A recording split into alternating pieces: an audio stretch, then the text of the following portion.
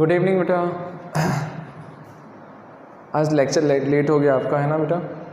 देखिए एक्चुअली क्या बहुत सारे लेक्चर्स हम लोगों ने कल रिकॉर्ड करें, अब वो सारे अपलोडिंग पे एक साथ लगाए ना, तो वो अपलोड नहीं हो रहा है, दिक्कत दे रहे हैं थोड़े से, इस कारण से प्रॉब्लम आ रही है देने में, है ना। चलिए बेटा, टोटल इंटरनल रिफ्लेक्शन का तो देखो आप पहले, है ना, कि टोटल इंटरनल रिफ्लेक्शन क्या होता है। लास्ट क्लास में मैंने बताया था आपको, है ना। इसका हमने बाकायदा फॉर्मूला भी निकाल के दिया था आपको, है ना। क्या रिलेशन आता था बेटा, याद है? बोलिए, क्या रिलेशन निकालना था हमने निकाला था म्यू, जो रिफ्रैक्टिव इंडेक्स आता था बेटा। अच्छा, ये किसका रिफ्रैक्टिव इंडेक्स होता था, याद है? सर एयर के रिस्पेक्ट में वाटर का, या फिर ग्लास का, जिसका भी बोले। तो हम एयर के रिस्पेक्ट में जब वाटर का रिफ्रैक्टिव इंडेक्स निकालते थे बेटा, ये मेरे पास रिलेशन में आता था 1/sin IC, और IC जो था यहाँ पे वो क्रिटिकल एंगल होता था। तो बेटा हम लोग यहाँ से बोलते थे कि mu equals to 1/sin IC, और यहीं से हमने निकाला था sir sin IC equal to 1/μ AW, right बेटा। अब जरा देखिए, ये मेरे रिफ्रैक्टिव इंडेक्स का फॉर्मूला था। तो कभी भी याद रखिएगा कि हम जब यहाँ पे 1/μ लिखने जाते हैं ना, तो ये हमारा कौन सा मीडियम होता है? रेयर। ये होता है टेंसर, मतलब हम जिस मीडियम सराउंडिंग, एक टाइप से बोला जाए ना, तो ये सराउंडिंग है और ये मीडियम है जहाँ पर हम जिसके लिए निकालने जा रहे हैं, ठीक है। तो बेटा देखिए, sin IC equal to 1/μ AC, ये मेरा फॉर्मूला है। अभी हम कुछ प्रॉब्लम्स वगैरह करेंगे तो आपको समझ में भी आएगा वो चीज़, ठीक है। तो देखो, एक तो ये रिलेशन याद रखिए, दूसरी चीज़ बेटा एक और चीज़ याद रखिए। सर इसी चीज़ को हम लोग यहाँ पे बोलने जाते थे ना, तो यहाँ पर एक रिलेशन होता है वेवलेंथ के साथ, कि यार एक फैक्टर होता है जो इस क्रिटिकल एंगल को अफेक्ट करता है बेटा, वो है वेवलेंथ। एक फैक्टर्स है, फैक्टर्स अफेक्टिंग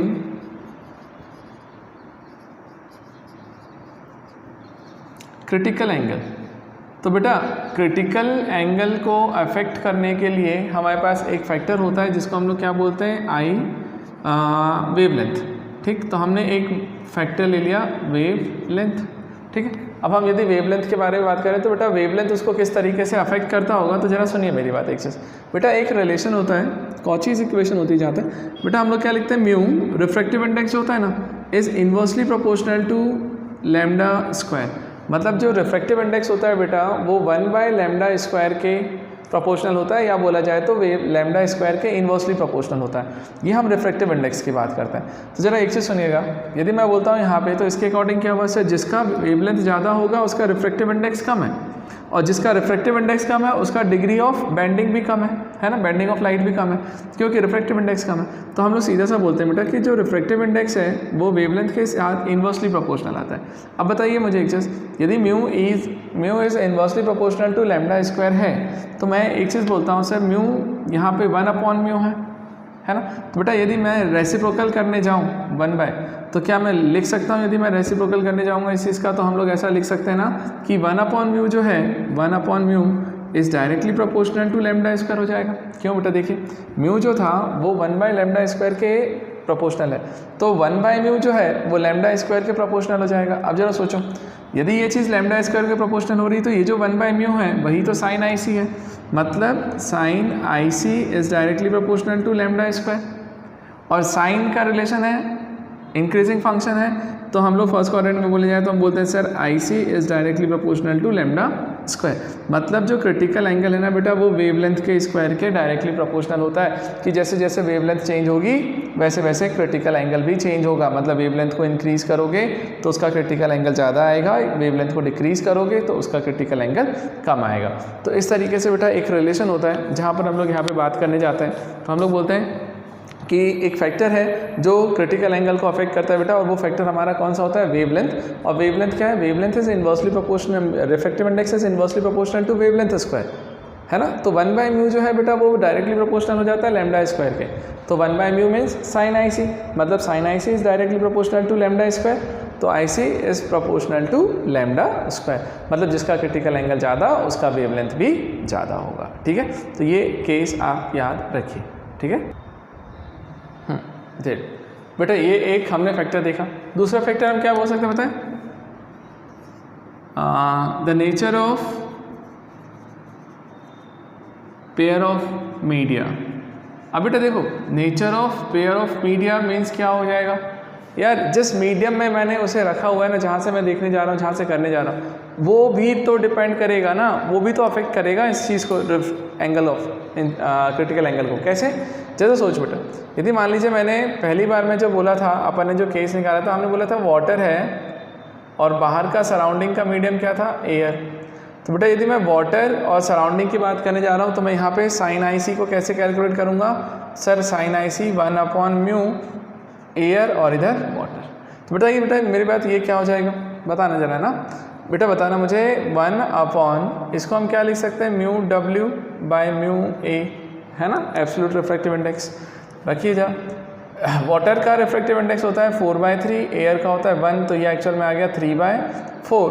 तो यहाँ से IC निकालोगे तो सर वो निकल के आएगा साइन इनवर्स 3/4। तो बेटा यहाँ से क्रिटिकल एंगल की वैल्यू आई साइन इनवर्स 3/4। ये कौन से मीडियम के लिए था? फर्स्ट, जब मैंने एयर और वाटर की बात करी। दूसरा मीडियम देखो,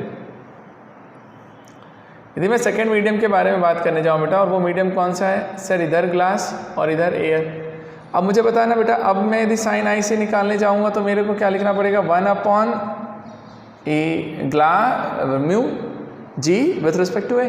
तो बेटा ऐसे लिखेंगे तो 1/μg/μa लिख दीजिए यहाँ से। 1/μg की वैल्यू 3/2/a, तो ये हो जाएगा बेटा 2/3। तो sine I C equal to 2/3, तो I C equal to sine inverse 2/3। तो जो आई सी निकल के आ रहा है वो साइन इनवर्स 2/3। तो देखिए बेटा यहाँ पे 3/4 था, यहाँ 2/3, दोनों की वैल्यूज़ बदल गई, दोनों एंगल चेंज हो गए। क्यों? क्योंकि हमने मीडियम को चेंज किया, तो उसके साथ में उसका क्रिटिकल एंगल भी चेंज हो जाएगा। मतलब the nature of pair of media जो मैंने बोला है ना बेटा, वो एक्चुअल में ये चीज़ बोली है। ठीक है, चलेगा। आज उतनी एनर्जी से नहीं पढ़ा रहा हूँ, ध्यान से समझ से चलना है। ठीक है, चल, टेंशन मत लेना, बीमार भी नहीं पड़ूंगा। देखिए एक्चुअली कल मैंने रात में रिकॉर्ड्स किए हैं आपके बहुत सारे लेक्चर, तो नींद में हो गया हूँ मैं पूरा। आपका ये लेक्चर रह गया था। चलिए ठीक है, चलिए नोट कर लीजिए इसे, है ना। सब अपलोड होते हैं तो बेटा एक एक करके देता हूँ मैं ना। एक्चुअली का सक्सेस मंत्रा का जो ऐप बना हुआ है ना, बस वो 1-2 दिन में हो ही जाने वाला है। फाइनली हो गया, मतलब आ गया ऑलमोस्ट हमारे पास। बस अब उसमें सारी चीज़ें एडिटिंग करनी है हमें, बस उसी में लगे हुए हैं ताकि सब कुछ एक साथ हो जाए, एक बार टेंशन फ्री हो जाएंगे हम भी। चलिए बेटा ये हो गया। तो ऐसे 2 फैक्टर आप याद रखिए कि जो इसको अफेक्ट करते हैं। और भी मीडियम्स हो सकते हैं, टेम्परेचर इसको अफेक्ट कर सकता है। ठीक है, चलिए अगला देखिए। अब इससे ज़्यादा इसमें पढ़ने का मतलब नहीं बनता। ठीक है, चलिए अगला देखिए। अब आ जाते हैं अपन, एक काम करते हैं, पहले मैं आपको थोड़े से प्रॉब्लम्स करवाता हूँ, देन इसके एप्लीकेशन समझाऊँगा, है ना। एप्लीकेशन पहले समझेंगे, मज़ा नहीं आएगा यार। ठीक है, पहले प्रॉब्लम्स देख लेते हैं, 2-4 मतलब 1-2 कर लो कम से कम। ठीक,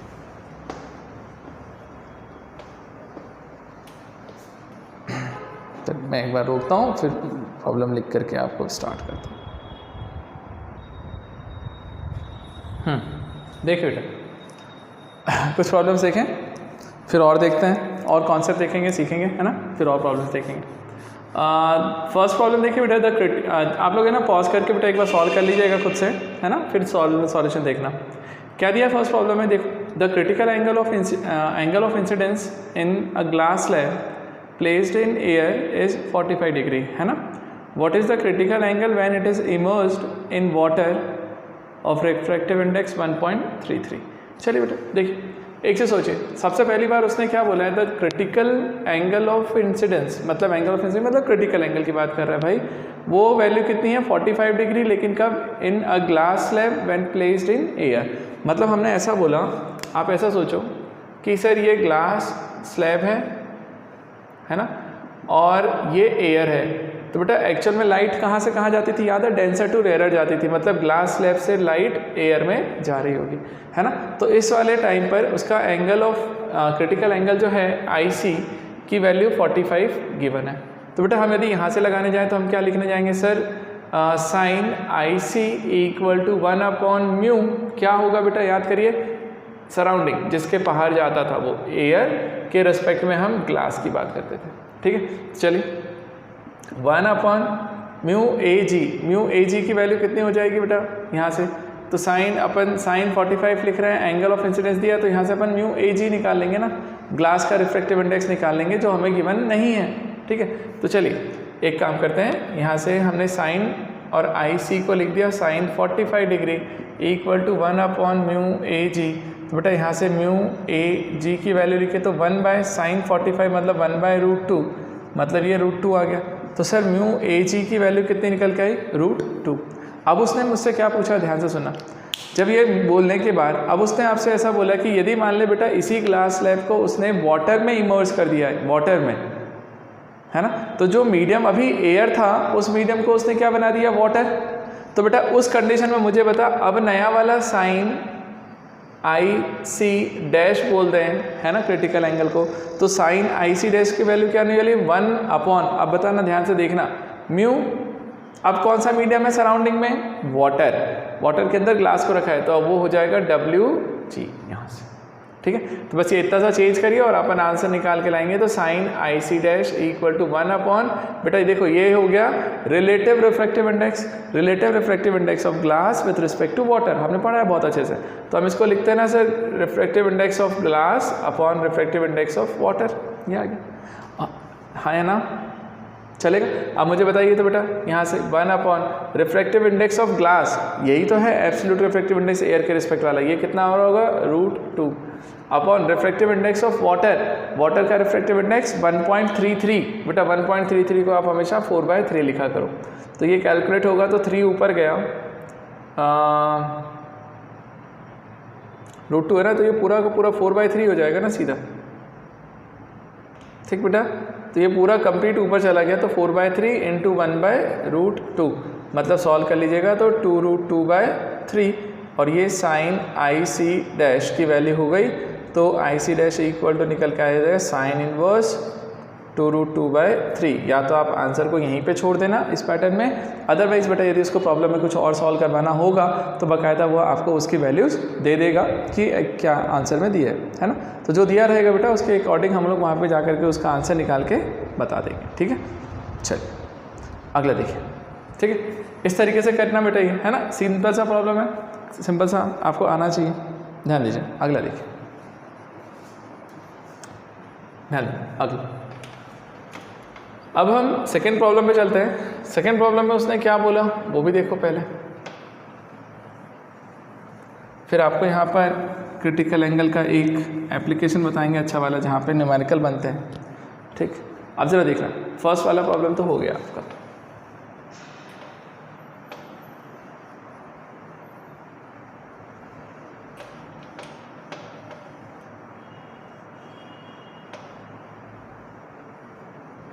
देखो ध्यान से समझना, क्या बोला मैंने, the refractive index for water, है ना, the refractive index for water and glass are 4/3 and 5/3 आपको दिए हुए हैं respectively, and the light is tending to go from glass to water, glass से वाटर। लाइट का जो टेंडेंसी है वो कैसा है बेटा, ध्यान से देखिएगा, प्रॉब्लम को अच्छे से समझिएगा। ये ग्लास है और ग्लास से लाइट वाटर में जा रही है, ठीक है, तो ये जो बाहर जिस मीडियम में निकलती थी ना उसके रिस्पेक्ट में हम इसका रिफ्रैक्टिव इंडेक्स लिखते थे, है ना। तो अपन से पूछा है what is the value of critical angle, लिख लीजिए यार, क्या लिखेंगे sir, sine I C equal to 1/, क्या हो जाएगा बेटा बताओ, ग्लास से वाटर में जा रही है तो वाटर के रिस्पेक्ट में हम ग्लास का रिफ्रैक्टिव इंडेक्स लिखते थे, यहाँ आ गया। तो ये हो गया 1/म्यू WG। बेटा अब बताइए तो इसको क्या लिखा जा सकता है सर, μg/μw। इसे कैलकुलेट करेंगे तो 1/μg, मतलब ग्लास का रिफ्रैक्टिव इंडेक्स कितना दिया हुआ है बेटा, 5/3, ये रहा, अपॉन में इसका दिया हुआ है 4/3, ये दोनों कैंसिल, तो आंसर आ जाएगा 4/5। तो ये आया sine I C equal to 4/5, बेटा I C equal to sine inverse 4/5, और ये मेरा आंसर है। और याद करना ये 53 डिग्री है या 37 डिग्री है, आप निकाल के बता दीजिएगा, ठीक है। अरे याद कर यार, ट्राइंगल होता था 53 होगा, ये कैसे याद है वो ट्राइंगल सर, 37 डिग्री तो उसके सामने 3, फिर ये 4 और ये 5, तो ये 53 हो गया।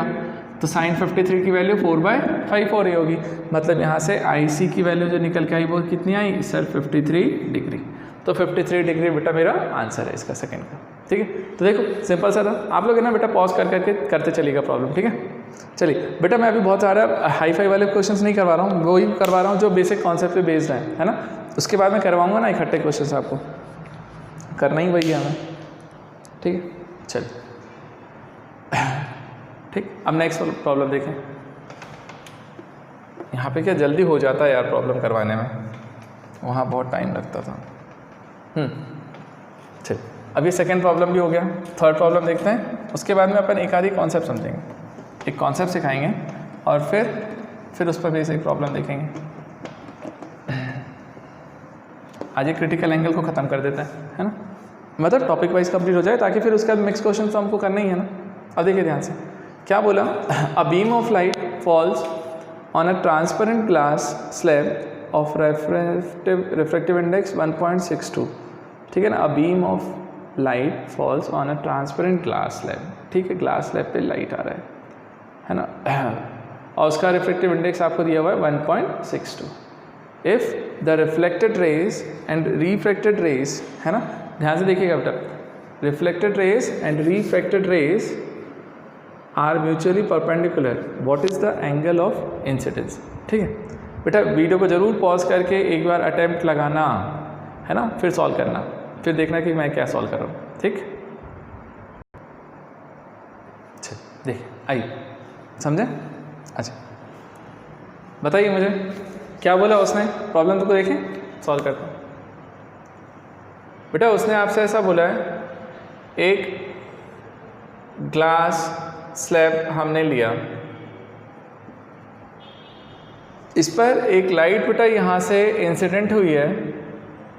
ठीक, यहाँ हमने नॉर्मल बनाया और यहाँ से लाइट रिफ्लेक्ट भी हो रही है और कुछ लाइट यहाँ से बेटा रिफ्रैक्ट भी हुई है नीचे। ठीक है, ये रिफ्लेक्टेड है, तो ये एंगल ऑफ रिफ्रैक्शन बन रहा होगा, ये एंगल ऑफ इंसिडेंस बना यहाँ से।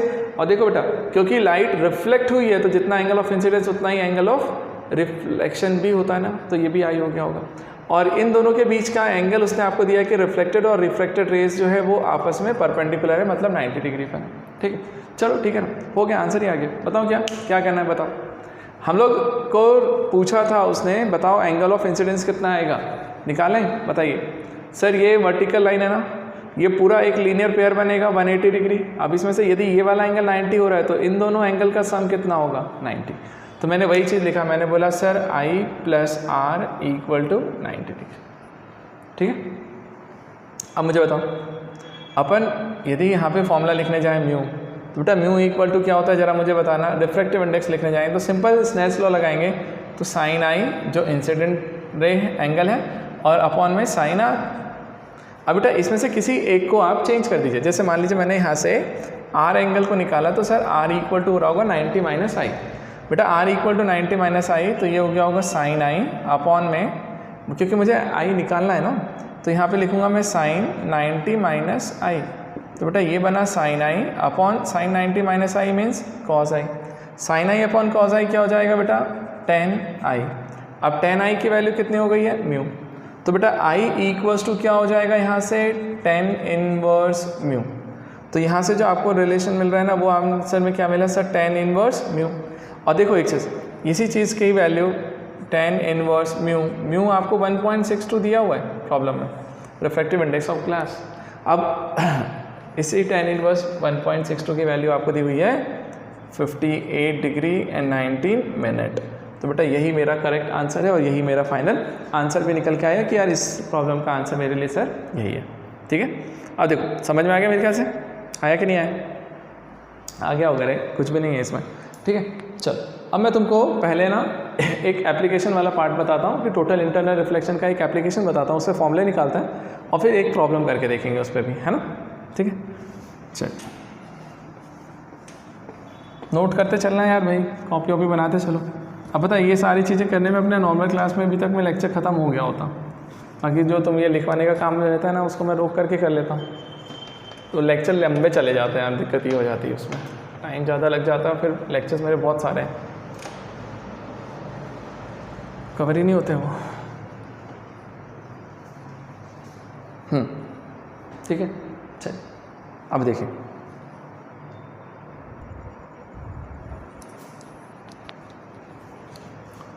देखिए अब इसका एप्लीकेशन देखते हैं। ठीक, अब इसमें कुछ तो थ्योरेटिकल पार्ट है एप्लीकेशन में, जैसे हम लोग लूमिंग की बात करेंगे और मिराज की बात करेंगे, डायमंड की बात करेंगे, तो वो उन सब जगह पर हम इसका एप्लीकेशन पार्ट देखें। जो सिंपल थ्योरेटिकल पार्ट है जो उसको लास्ट में समझाता हूँ। पहले मैं आपको ये एक केस बताता हूँ इसका, इसी का एक एप्लीकेशन पार्ट है बेटा। क्या बोलते हैं उसको हम लोग, फिश के लिए निकालते थे ना यार,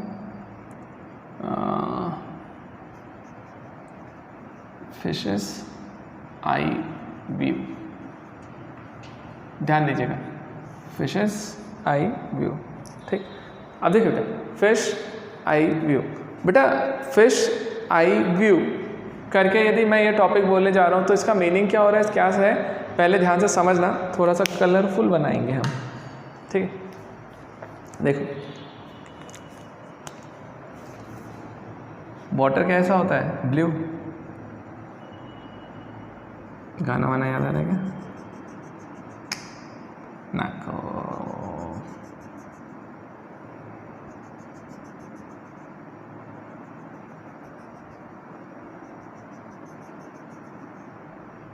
ठीक, सुनो बेटा, ये आपका वाटर है। वाटर मतलब हम रिवर वगैरह की बात कर रहे हैं जहाँ पे फिश मिलेगा मुझे, है ना। अब बेटा जो फिश देवता हैं, देवी हैं, वो यहाँ बनी हुई है इस तरीके से, ये फिश है, फिश। ठीक, ये फिश बनाया मैंने। अब बेटा आपसे ये बोला जाता है, जैसे ये मान लीजिए फिश है, ये वाटर था, बाहर में सराउंडिंग में जो आ रहा है वो चीज़ क्या होगी, एयर होगी।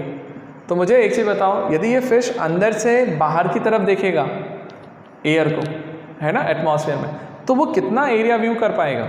मतलब जैसे मैंने बोला कि यदि मान लीजिए आप यहाँ खड़े हो तो वो आपको देख पाएगा, लेकिन यदि मान लीजिए आप यहाँ खड़े हो तो क्या वो देख पाएगा, नहीं देख पाएगा।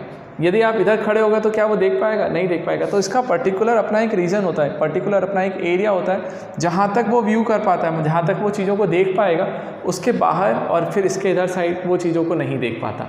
अब बात आती है सर ऐसा क्यों हो रहा है, क्या हो रहा है ना, तो ज़रा समझे, सुनो। एक चीज़ देखिएगा, करते क्या है, हम लॉजिक लगाते हैं यहाँ पे। हम लोग ये बोलते हैं बेटा जब दो रिफ्लेक्टेड रेज मिलती हैं तब जा करके इमेज बनाती है ना कहीं। अब एक चीज़ बताएं, यहाँ पे होता क्या है कि हम लोग ऐसा बोलते हैं, जैसे मान लो बेटा यहाँ से फर्स्ट वाली लाइट नॉर्मल इंसिडेंस की बात करते हैं, परपेंडिकुलर इंसिडेंट हुई, सीधी बाहर निकल गई होगी भाई, है ना। अगली बार क्या हुआ ज़रा देखो सर, अगली बार एक लाइट को हमने यहाँ से इंसिडेंट करवाया एक पर्टिकुलर एंगल पे, और ये लाइट यहाँ से रिफ्रेक्ट हो गई है कुछ एंगल पे, है ना। हाँ जी, दिखेगी। अगली बार बता एक और चीज़, इसी तरीके से मैंने बोला एक रे हम यहाँ बनाते हैं। अब ये ध्यान से देखिएगा, ये वो एंगल है जहाँ पे लाइट ग्रेजिंग इमर्जेंस में चली गई है, मतलब 90 डिग्री का एंगल ऑफ रिफ्रैक्शन। मतलब हमने क्या बोला बेटा कि ये वाला जो एंगल है ना, ये क्रिटिकल एंगल रहा होगा, इसको हमने IC से रिप्रेजेंट किया, तो IC जो है वो मेरा क्रिटिकल एंगल हो गया यहाँ से, है ना। अब एक और चीज़ देखना, इसके बाद यहाँ के जो रीज़न है ना, अब इसके आगे यदि लाइट जाएगी तो बेटा वो टोटल इंटरनल रिफ्लेक्शन हो जाएगा, लाइट अंदर के अंदर चली गई होगी, है ना।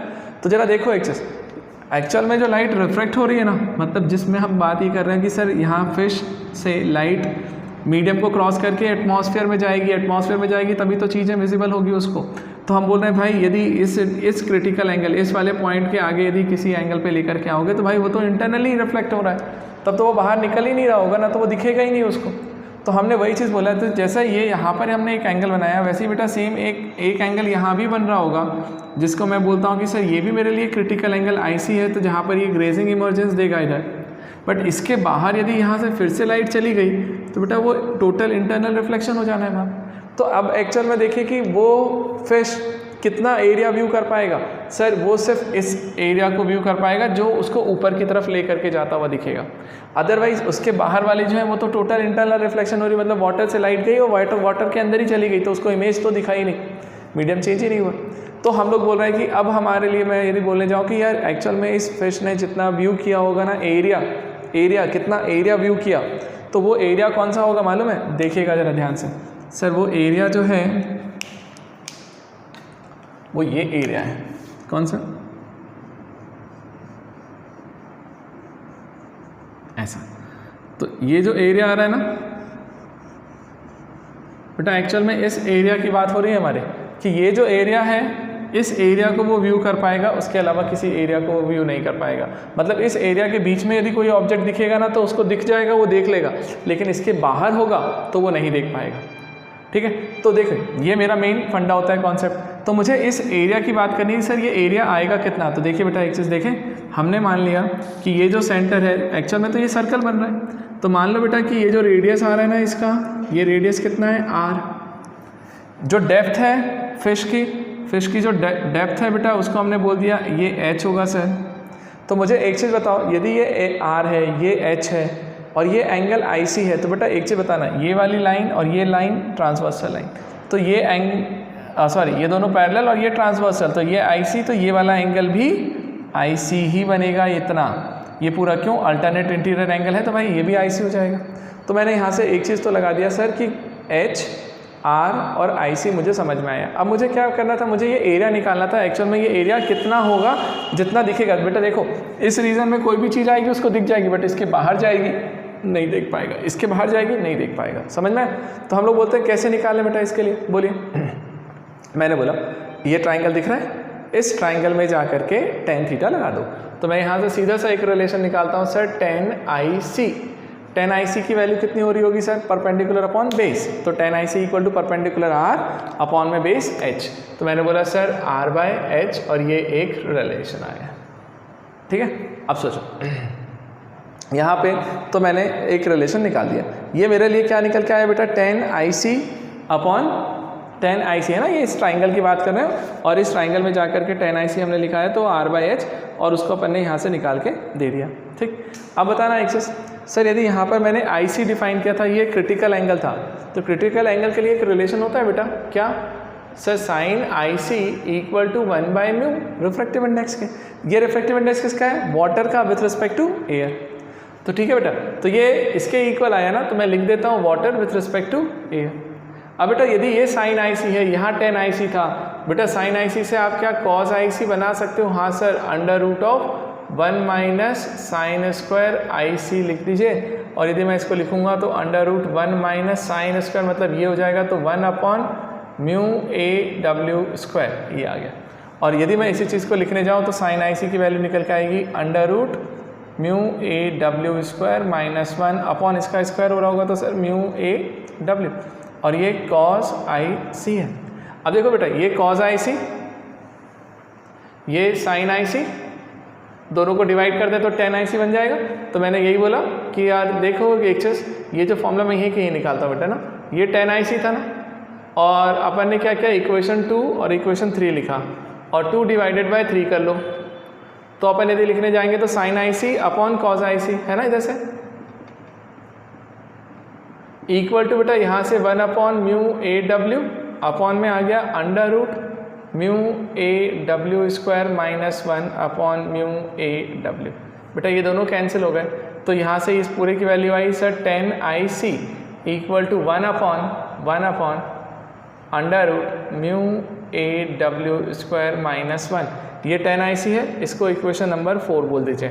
अब ज़रा देखिए तो ये इक्वेशन नंबर 4, ये इक्वेशन नंबर 1, और 1 और 4 से दोनों से हमने tan IC निकाला है, तो इक्वेशन नंबर 1 और 4 को इक्वेट कर दीजिए, और दोनों को इक्वेट कर देंगे तो क्या निकल के आएगा बताओ? 1 और 4 को इक्वेट किया तो 1 वाला क्या बोल रहा है? r/h, और उधर वाला क्या बोल रहा है सर? 1/√μAW² minus 1। बेटा यहाँ से आप r की वैल्यू निकालो ना, क्या आएगा सर? h/√μAW² minus 1। तो बेटा ये मेरा रेडियस आ जाता है इस चीज़ का। तो आपसे ना एग्ज़ाम में वो बाकायदा प्रॉब्लम में पूछेगा कि सर उसका एरिया उसका रेडियस कितना आ रहा है, तो रेडियस को आपको निकाल के बताना है। तो रेडियस का फॉर्मूला आप सिंपल सा ये वाला लिख लीजिए। अब बताइए इसी में एरिया ऑफ फिशेस व्यू की बात करें, सर ये कितना एरिया व्यू कर पाएगा? एरिया कितना व्यू करेगा? एरिया में समझते हो, ये पूरा सर्कल है ना, क्या आएगा सर? πr²। लिख दीजिए ना यार बेटा, पाई आर के प्लेस पे ये आ जाएगा, तो sir H square upon mu A W square minus 1 और ये एरिया की वैल्यू आ गई, ये आ गया आंसर। ठीक, तो बेटा ये मेरा फाइनल रिजल्ट निकल के आया और इसको मैं आंसर में दे सकता हूँ। तो एरिया इक्वल टू आया पाई आर स्क्वायर और pi H square upon mu A W square minus 1।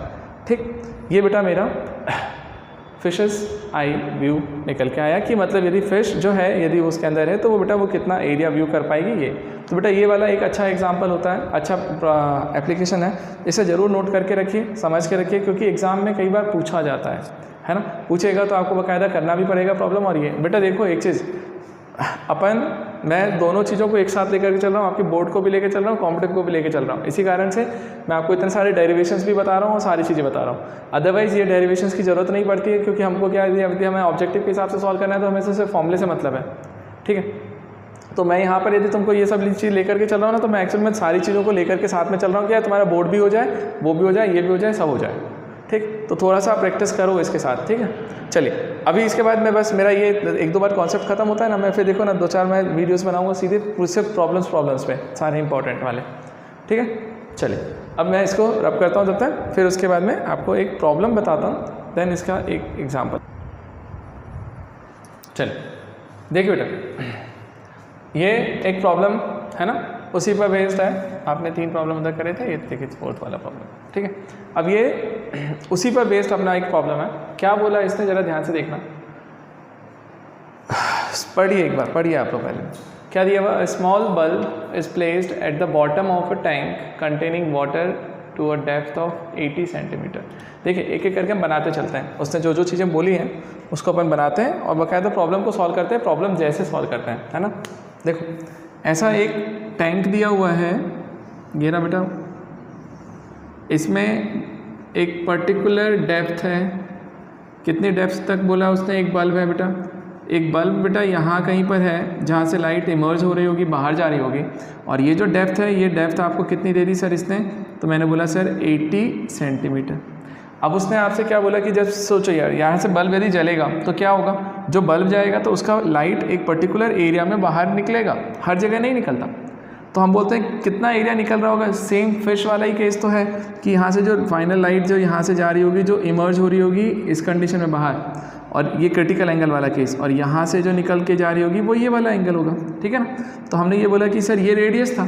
ठीक, तो रेडियस अपन को पता नहीं है, तो चलो भैया रेडियस निकाल लेंगे अपन यहाँ से, इसको हमने आर बोल दिया, और ये हमारा याद है ये एंगल IC होता था क्रिटिकल एंगल, तो ये वाला एंगल भी मेरे लिए IC हो जाएगा क्रिटिकल एंगल।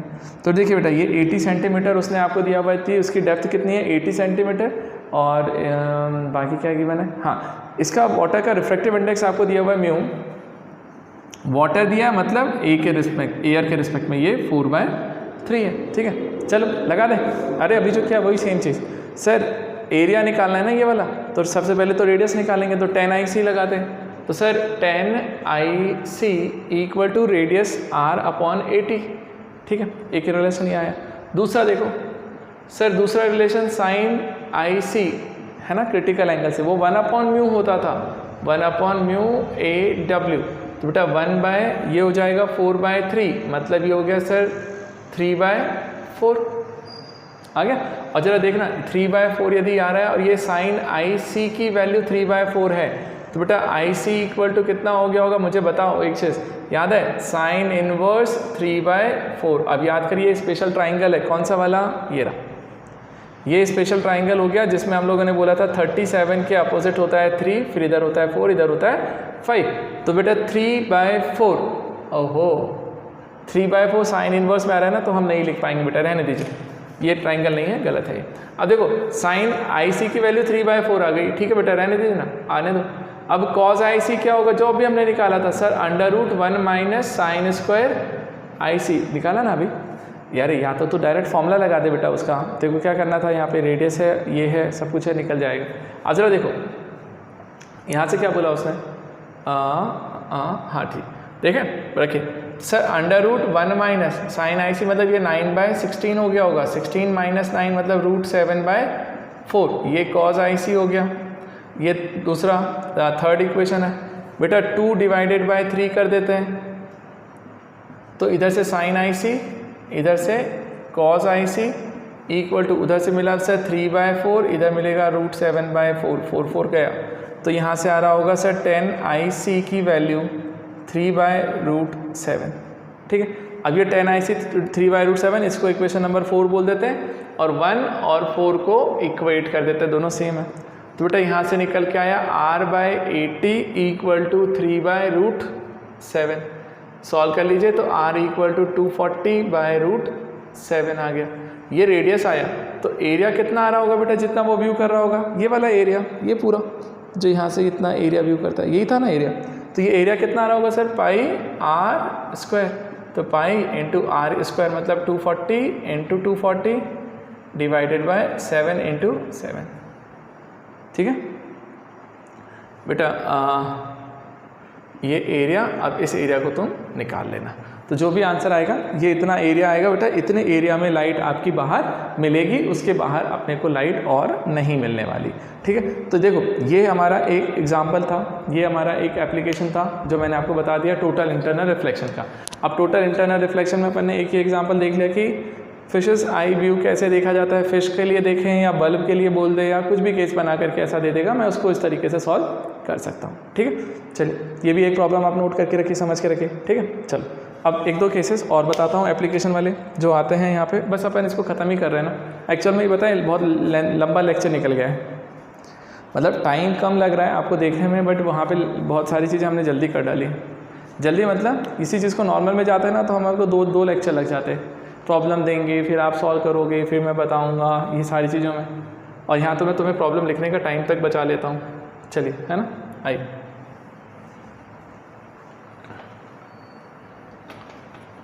वही तुम्हारा पता है ये 45 मिनट वाला जो लेक्चर होता है ना वो करीब 1.5 घंटे में रिकॉर्ड होता है, कि आपको क्वेश्चंस लिखना है, बार बार हटाना है, फिर कोई आ गया कोई गया, यही सब काम में लगे रहो।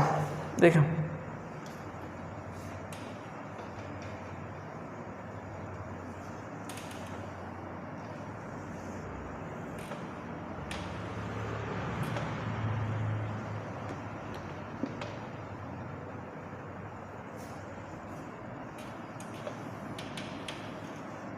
देखो ध्यान से, अगला बेटा एक एग्जांपल होता है, इसका एग्जांपल नहीं है मतलब इसका केस होता है, एप्लीकेशन है, एप्लीकेशन पार्ट हम लोग जहाँ पे देखते हैं वो है मिराज, ठीक। इसी का एक एप्लीकेशन है मिराज, ठीक। अब बेटा मिराज क्या होता है ध्यान से देखिए, ये सेकंड एप्लीकेशन बता रहा हूँ टोटल इंटरनल रिफ्लेक्शन का। अब ध्यान से देखिएगा, मिराज हम लोग कहाँ बोलते हैं बताए, वो डेजर्ट में, डेजर्ट बोल रहा हूँ मतलब क्या बोलना चाहिए, जो यहाँ पे सैंड वाला एरिया होता है ना, मतलब हम लोग क्या बोल रहे हैं, देखो आपने देखा है जैसे राजस्थान साइड की बात की जाए, जब हम पहले बोलते हैं वहाँ पे बेटा सैंड बहुत पाया जाता है, मतलब पूरा एरिया जो है ना सैंड का रहता है इस तरीके से, ठीक। अब देखो ज़रा ध्यान से समझना मेरी बात, मैं तुम्हें समझाता हूँ चीज़ें। इस तरीके से हमने ये बोला जैसे बेटा हो क्या रहा है, ये जो सैंड है बेटा उनकी लेयर हमने बनाई हुई है रेत की यहाँ पे ऐसे। अब सुनिए मेरी बात ध्यान से, ये डिफरेंट लेयर्स बनी हुई है ना, ये अंदर की बात कर रहा हूँ। अब उसमें हम क्या बोल रहे हैं मालूम है, हमने एक चीज़ देखा है, पढ़ा है ना, सुना है, क्या होता है एक्चुअल में याद है, हम लोग बोलते हैं ना राजस्थान साइड में जाओ, रेगिस्तान साइड में है ना। अब उस एरिया में हम लोग को क्या होता है, जैसे हम जा रहे हैं बेटा मुझे ऐसा लगता है कि कहीं पे यार सर यहाँ से बस है ना थोड़ी दूर आगे जाएंगे तो पानी मिल जाएगा मुझे, है ना, हमको पानी दिखता है, बट रियलिटी में वहाँ जब हम पहुँचते हैं तो हमें वहाँ पे एक्चुअल में पानी मिलता ही नहीं है, और इसी चीज़ को हम लोग क्या बोलते हैं, मिराज। तो जो ये मिराज है ना, मिराज का मतलब क्या होता है कि जो हम गर्मी के दिनों में, गर्मी के टाइम पे होता है ये चीज़, गर्मी के दिनों में जब हम रेगिस्तान साइड में आप जाते हैं तो उसमें हम लोग देखते हैं कि बहुत दूर जा रहे हैं और मुझे ऐसा दिखता है कि सही सर वहाँ पे पानी दिख रहा है, मतलब वहाँ पे जाएंगे तो पानी मिलेगा, बट जैसे ही आप वहाँ पहुँचते हो तो आपको लगता है सर यहाँ तो कुछ है ही नहीं। अब रीज़न क्या होता है उसका, लॉजिक क्या है, ध्यान से सुनो और समझो, ध्यान से देखिएगा, मैं आपको एक्सप्लेन करता हूँ। सोचिए एक पेड़ है, ट्री है ना बेटा, उसकी जड़ें अंदर साइड होंगी, होने दो, इसको अपन ने इस तरीके से बना दिया ऐसा कुछ, सपोज करिए, अरे बहुत अच्छा बना रहा हूँ, अरे बोलना मत, वाओ, ऐसा ट्री है भाई, है ट्री कोई सा, ठीक। अब सुनो मेरी बात ध्यान से। एक्चुअल में यहाँ से ये लेयर्स थी और ये पेड़ है, ज़मीन के अंदर ही धंसा होता है ना थोड़ा सा, ये इस तरीके से एक पेड़ वहाँ पे लगा हुआ है। अब दिक्कत क्या हो जाती है, जब आप यहाँ पे जा रहे हो, मैंने ये लेयर्स बनाई बेटा अलग अलग ना, ये आप ऐसा सोच लीजिए ना, ये ऐसा देख लो, चलो हटाओ, मैं बोलता हूँ कि ये जो पोर्शन है ना, ये पूरा ये ग्राउंड है, ये यहाँ तक, ठीक। अब इसके अंदर इसकी जड़ें हैं, ये ऐसा मान लीजिए, तो ये ग्राउंड वाला लेयर हो गया। अब यदि हम ग्राउंड की बात करें, मैं आपको समझाता हूँ कि एक्चुअली मैंने डॉटेड लाइन क्या बनाया है। इसी पर यहाँ से आप खड़े हो, खड़े नहीं हो, एक्चुअल में क्या होता है कि हम लोग क्या कर रहे होते हैं बेटा, वहाँ से हम लोग जो है वो ऊँट वगैरह पे, कैमल पे आप जा रहे होते हो आगे, और वहाँ पे खड़े होकर के आप देखने जाते हो तो आपको ऐसा लगता है कि सर वहाँ पे मुझे पानी मिलेगा उतनी दूर पे। क्यों मिलता है मालूम है? एक्चुअल में होता क्या है कि इसका जो इमेज है ना इस ट्री का, इसका इमेज वो आपको नीचे की तरफ बना के दे देता है। मतलब मुझे क्या लगता है, ध्यान से देखिएगा, समझना, मैं आपको समझाता हूँ।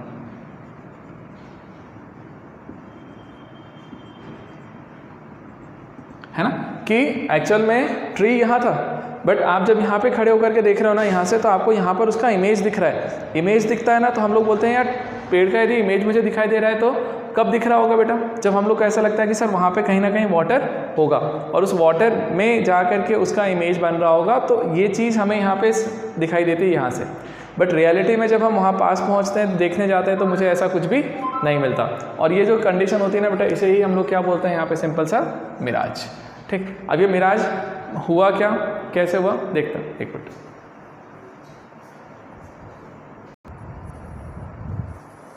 देखिए बेटा, मिराज में मैं समझा रहा था, डिस्टर्ब हो गया ना, फिर से मैं कोई आ गया था।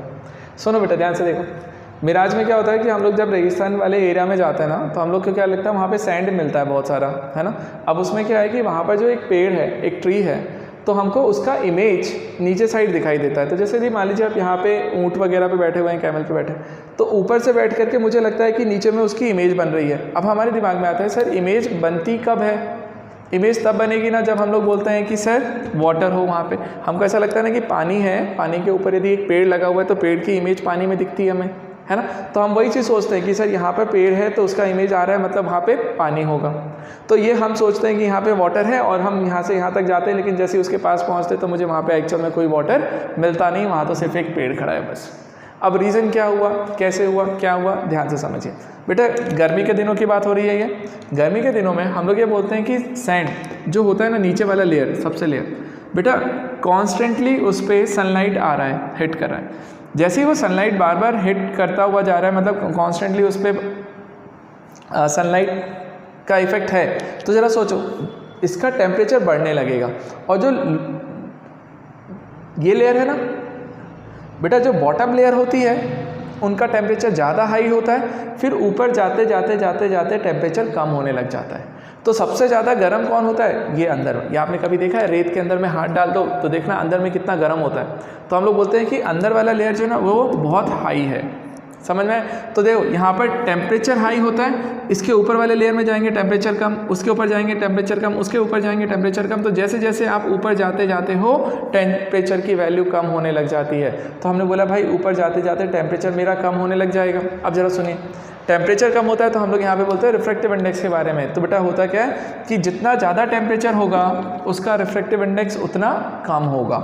मतलब यहाँ वाला जो मीडियम बना ना वो रेयरर मीडियम होता है, लेकिन जैसे जैसे आप ऊपर जाते हो टेम्परेचर कम होते जाता है, तो ऊपर वाला मीडियम जो बनता है वो डेंसर मीडियम बना। तो नीचे का जो मीडियम है वो मेरे लिए रेयरर मीडियम है, ऊपर वाला जो मीडियम है वो मेरे लिए डेंसर मीडियम है।